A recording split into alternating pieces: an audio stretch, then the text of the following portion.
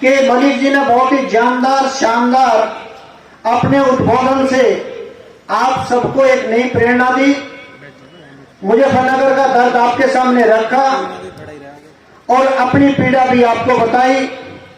ऐसे हमारे ऊर्जावान विधायक भाई उमेश मलिक जी और हमारे साथ सीमा से सीमा लगते हुए ककड़ी पर क्रॉस करते ही हमारे साथ लगते ऐसे बहुत ही सरल स्वभाव के, बहुत ही सज्जन, जमीन से जुड़े हुए हमारे विधायक भाई तेजेंद्र निर्मल जी, जनपद बागपत के प्रभारी आदरणीय विजेंद्र कश्यप जी, जनपद बागपत के जिला अध्यक्ष बहुत ही कर्मठ ईमानदार जुझारू भाई सूरजपाल गुर्जर जी, पूर्व बड़ौद के विधायक भाई लोकेश दीक्षित जी और मेरे बहुत ही प्रिय भाई जो हमेशा बहुत ही लाड और प्यार करने वाले ऊर्जावान नौजवानों की आन बान और शान, उनके नाम पे मैं जाऊंगा कि जितने भी नौजवान हैं जोरदार तालियों के साथ में अमित राणा जी का स्वागत करें।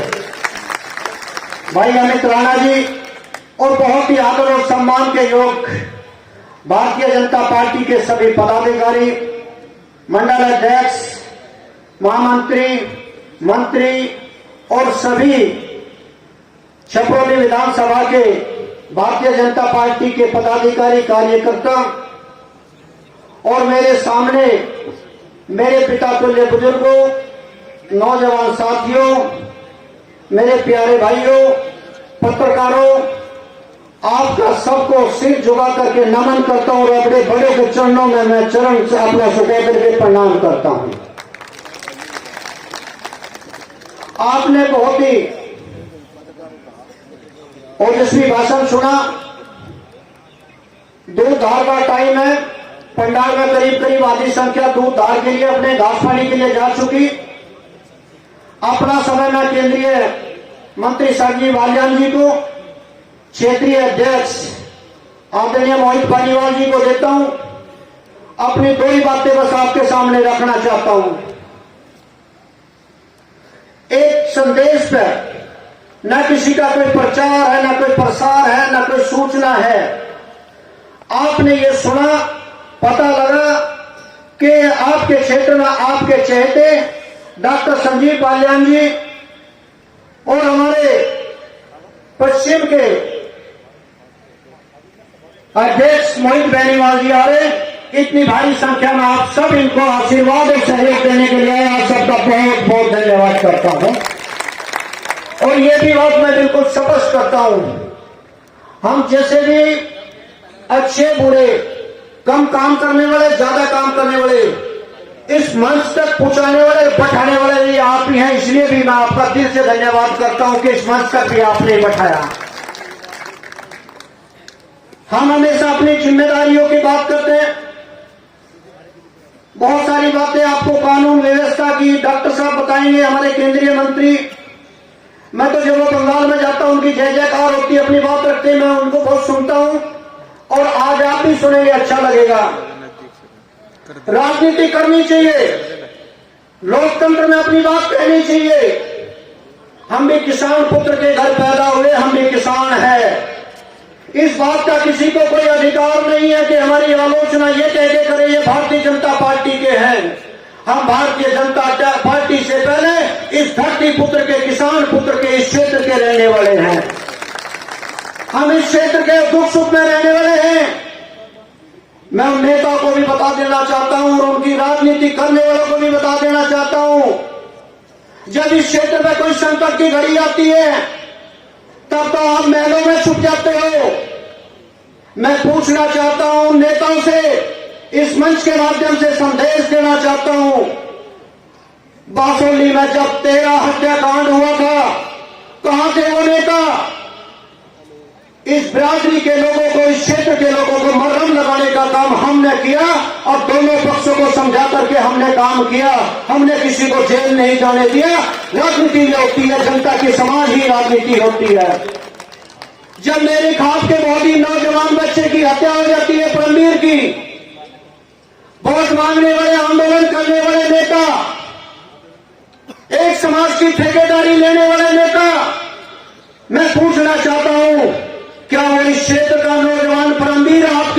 आपके क्षेत्र का नहीं था, आपकी बिरादरी का नहीं था।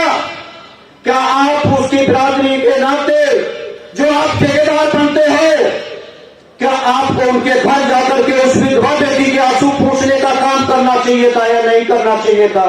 उस समय आप कहां थे? उस समय भी अगर उस परिवार के साथ दुख में खड़े होने का काम किया तो हमने किया, और आज भी हम उस परिवार के साथ में दुख की घड़ी में खड़े हुए हैं। जब यहां पर जिसको टीवी पे भी चला, अखबार में भी छपा, राष्ट्रीय लोकदल के पता लगा नेता देशपाल खोकर जी का बेटे पे मर्डर हो जाता है, अपने कार्यकर्ता का, अपने नेता का मर्डर होने के बाद भी उन बूढ़े माता पिता की आंसू पूछने के लिए भी आप नहीं आते, और आज यहाँ इस समाज को बांटने के लिए और इस समाज में जहर घोलने के लिए आप यहाँ पर आकर किसानों के हितैषी बनते हैं। किसानों के हितैषी तो हम थे और हम हैं और हम रहेंगे। आज भी इस बात को मैं बता देना चाहता हूं, बात सच्चाई की डिबेट करके देख ले, एक तरफ मंच पे वो बैठ जाए, एक तरफ मंच पे हम बैठ जाते हैं। आज भी जमीन बोते हैं, चाहे 2 बीघे फूल बोते हो, 2 बीघे फूल आज भी बोते हैं। घर पे डांगर भी रखे हुए हैं, गाय भी रखी, भैंस भी रखे, बछड़े भी रखे, घोड़ी भी रखी हुई है। अरे किसान पुत्र हम हैं, गमले की खेती करने वाले किसान पुत्र नहीं है। किसान की राजनीति करने का अधिकार सिर्फ और सिर्फ डॉक्टर संजीव बालियान को है, इस क्षेत्र की जनता को यहाँ पे नेतृत्व करने का हमने हमेशा जिम्मेदारी निभाई है। भारतीय जनता पार्टी के पूर्व जिला अध्यक्ष की हत्या हो जाती है, क्या आपके समाज का नहीं था? क्या आपके क्षेत्र का नहीं था? आप पार्टी को देख करके किसी के आंसू पोंछने का काम करते हैं। उस लॉकडाउन के दौरान भी इस क्षेत्र में 6 हत्याएं हुई, हमने किसी को भी जेल नहीं जाने दिया। हमने आपस में बैठा करके उनके फैसले करवाए, हमने क्षेत्र का माहौल नहीं बिगड़ने दिया, हमने बिरादरीवाद को नहीं फैलने दिया। क्षेत्र में हमेशा सेवा करते हैं तो सेवा हम करते हैं। मेरे किसान भाइयों, आप बहुत ही जिम्मेदार क्षेत्र से आए व्यक्ति, मैं आपसे पूछना चाहता हूं, क्या रमाला मिल किसानों की जरूरत है या नहीं है? क्या ये रमाला मिल किसानों के लिए है या नहीं है? इसका दोहरीकरण कराने का काम भारतीय जनता पार्टी ने किया 328 करोड़ रुपए की लागत से। इससे पहले आप सत्ता में भी रहे, आप अनेक पदों पर मंत्री रहे, आपने कभी रमाला मिल की सुध नहीं। रमाला मिल का दोहरीकरण भारतीय जनता पार्टी ने कराया और आपके प्रतिनिधि ने कराया। मैं आज जानना चाहता हूं, क्या चौगामा में आज 100 करोड़ की कीमत से बिजली घर बनना है? क्या बिजली घर क्षेत्र की जरूरत नहीं है? क्या बिजली घर किसानों की आवश्यकता नहीं है? आपको 12 पे बिजली नहीं चाहिए, आपको घर में भैंस लगाने के लिए, पशु लगाने के लिए बिजली नहीं चाहिए। अगर किसान की किसी ने चिंता की, 100 करोड़ रुपए का बिजली घर बनवाने का काम भारतीय जनता पार्टी ने किया, आज आपके सामने है। मैं आपको जानना चाहता हूं, आपको बताना चाहता हूं, क्या केंद्र की सरकार ने डॉक्टर संजीव बालियान जी ने अपना डेलीगेशन ले जाकर के क्षेत्र के किसानों की समस्या, अपने पश्चिमी उत्तर प्रदेश के किसानों की समस्या, जब केंद्रीय गृह मंत्री अमित शाह जी के सामने, देश के यशस्वी प्रधानमंत्री नरेंद्र मोदी जी के सामने किसानों की चर्चा की, तो किसान सम्मान निधि का देने का काम किया तो सिर्फ और सिर्फ भारतीय जनता पार्टी ने काम किया। आज से पहले किसी ने कोई किसान सम्मान निधि नहीं दी थी। किसान के ठेकेदार कौन है? किसान के ठेकेदार भारतीय जनता पार्टी है और आपके बनाए हुए जनप्रतिनिधि है जो भारतीय जनता पार्टी की चिंता करते हैं। आपके जनप्रतिनिधि हैं जो क्षेत्र में दुख और सुख की चिंता करते हैं।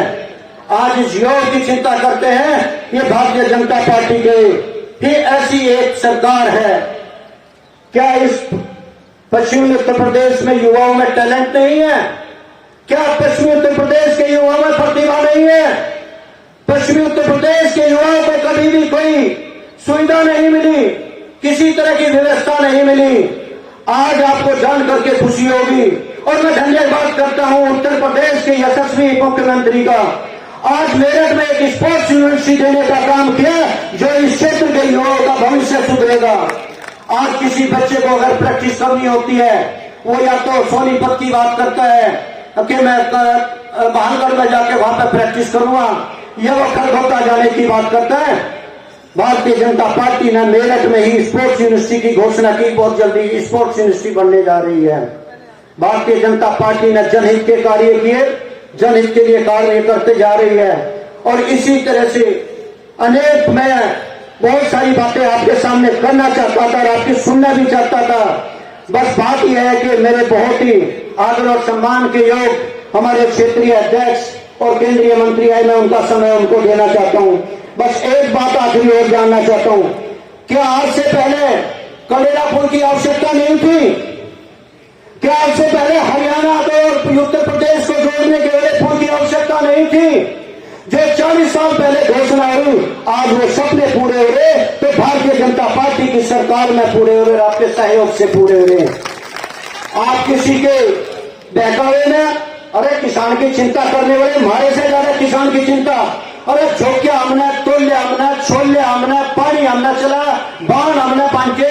और आज भी हमारे क्षेत्र का अगर कोई फौज में, पुलिस में भी होता है, वो भी कहता मैं नोएडा और दिल्ली का रहने का वो योजना बनाता है। आपका ये विधायक बावड़ा तो ऐसा है, चंडीगढ़ छोड़कर आपके बीच में आ गया, इतना हेरवा करे सारा, नहीं तो विधायक की कमी होती तो चंडीगढ़ भी कर लेता। लोग तो गांव का छोड़कर बड़ौद जाते, बड़ौद से नोएडा जाते, नोएडा से फिर दिल्ली जाते, और यूं चंडीगढ़ में सीधा थारे पास आया, थारा आशीर्वाद लेने के लिए, थारा हेरवा करने के लिए, और थारे बीच में बैठने के लिए, थारी बात सुनने के लिए तो आया। भाई मैं तो ये कह रहा, इसे देखो परखो, अब जो 24 कैरेट पावे उसकी बात सुनो। और एक बात और आखिरी में कहूंगा, बस देखिए मेरे बड़े छोटे भी बैठे, बाद में मुझे धमकावेंगे भी, और धमकाने का सारा अधिकार है, इसलिए तो मुझे धमकाए भी करो। भाई एक बात बताओ जी, बरेली में एक तरफ तो गुलाम मोहम्मद मिले और एक तरफ सुरेंद्र चौधरी मिले, बस पैर किसके छूंगे ये कभी बता दो। जय भारत, जय हिंद।